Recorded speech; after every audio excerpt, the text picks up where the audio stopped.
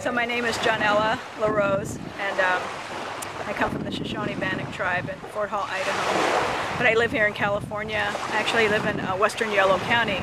But in 2011, a group of American Indian people and non-Indian people came together to a place called Glen Cove, but the traditional name is Sogorea Te. It's a village site here on the Carquinez Strait in Vallejo. And we wanted to preserve the land because they wanted to build a park. And so we decided that we didn't want that to happen. So we had a spiritual encampment for 109 days, and this is where we are right now. It looks out on the Carquinez Strait. And and this land, right where you're looking right now, many different tribes would come and they would travel.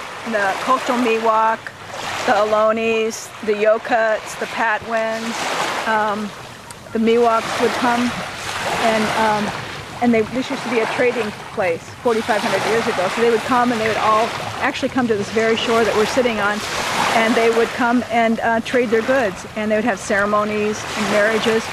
And straight ahead, this used to be what we used to call a shell mound. It was a village site where people lived and you know, raised their families and died here. But this was all leveled to put in these homes. And so we didn't want any other further development, so that's why we came to this land to help protect it. And we did.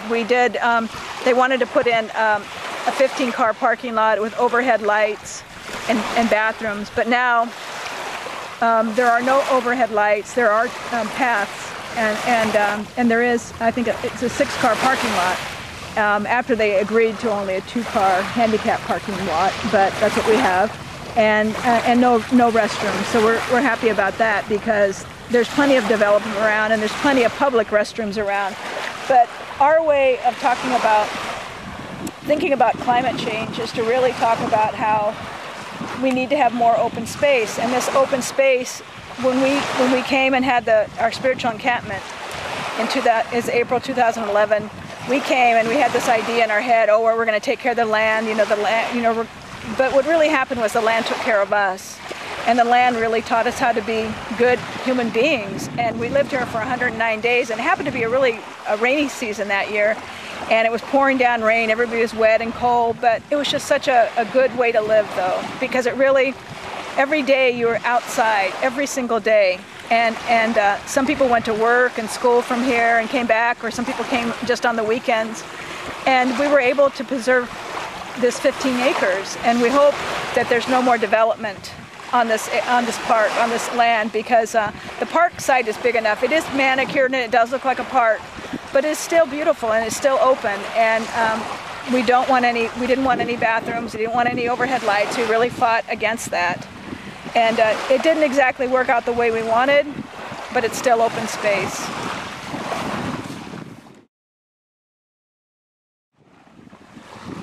I have this idea that the way land falls into people's hands, land becomes something else. It becomes a resource, it becomes real estate, and I really believe that the sacred is taken out of it. And so what I'm trying to say for me personally is that human beings need the open space because that's what heals you, ultimately heals your heart. And right. So to have kids come down and play and run around and throw rocks and do everything that kids should do, that's what we want for our children. And we can't develop every single space. You know, we can't do that because really, I mean, I know that human beings, we only have a certain amount of time left on this planet. But while we're here, you know, we have to take good care. It's our responsibility. And for me, as a grandparent, I really feel like we have to do our best to take care of the land and to take care of each other. And I really feel like when the land provides a healing, and it heals you when you walk here and you look at things, and it's our responsibility. But I really feel like that if you let it, the land can heal you, and the land can take care of a lot of problems. When we first came here, we had a lot of young people who came who were homeless, and they found a home. And I think when you have open space, people can find how they fit in. And they don't always fit into this society. And so when you have an open space and people come, people take up jobs, you know, maybe one person wants to do composting, maybe one person wants to do the garden, maybe one person wants to haul water. Those are all sacred jobs. That's sacred labor that someone has to do in order to keep the land going. And so people found those jobs and they did them. And they were able to grow in themselves, and they had a responsibility.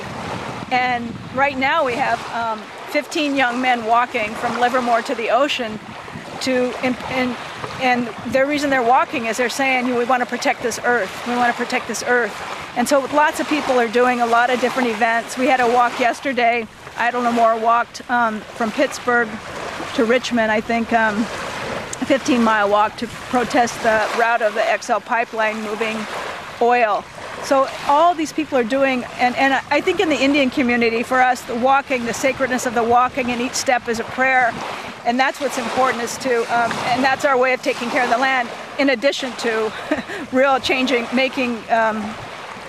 creating new policies and changing the way people think about the land, because that's the problem. People have this idea that the land is just to be bought and sold, but it is just not so. It's just not so.